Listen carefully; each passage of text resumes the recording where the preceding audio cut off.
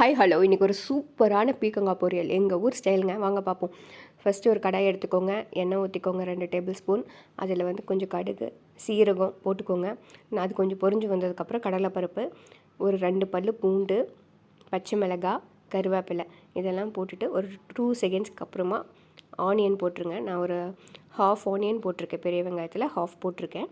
அதுக்கப்புறம் லைட்டாக சால்ட் அது வணங்குறதுக்காக ஒரு 2 மினிட்ஸ் மட்டும் வணக்கிட்டு அது கூட பொடி பொடியாக அரிஞ்சு வச்ச பீர்க்கங்காய் தோல் உரித்து பொடி பொடியாக அரிஞ்சு வச்ச பீர்க்கங்காயை ஆட் பண்ணிக்கோங்க. அதை ஆட் பண்ணிவிட்டு அது கூட ஒரு ½ டீஸ்பூன் மிளகாப்பொடி போட்டுட்டு உப்பு கரெக்ட் பண்ணிக்கோங்க. அதுக்கப்புறம் ஒரு ½ டம்ளர் தண்ணி போட்டுட்டு நல்லா அந்த லிட்டு போட்டு க்ளோஸ் பண்ணி வச்சுருங்க. இது ஒரு 15 to 20 மினிட்ஸ் ஆகுங்க. நல்லா வெந்து வரணும், நல்லா டேஸ்ட்டாக இருக்கும். அப்போ தான் இது ரைஸ்க்கும் நல்லாயிருக்கும், சப்பாத்திக்கு வச்சு சாப்பிட்லாம்.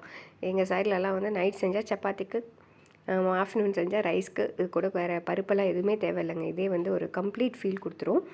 அதுக்கப்புறமா வெந்ததுக்கப்புறமா கடைசியாக இறக்குறதுக்கு முன்னால் துருவின தேங்காய் போட்டு ஒரு 2 மினிட்ஸ் மட்டும் வணக்கிட்டு அப்புறம் ஸ்டவ் ஆஃப் பண்ணி இறக்கி வச்சிடலாம். இதே மாதிரி நிறையா வீடியோ பார்க்குறதுக்கு ஃபாலோ பண்ணிடுங்க.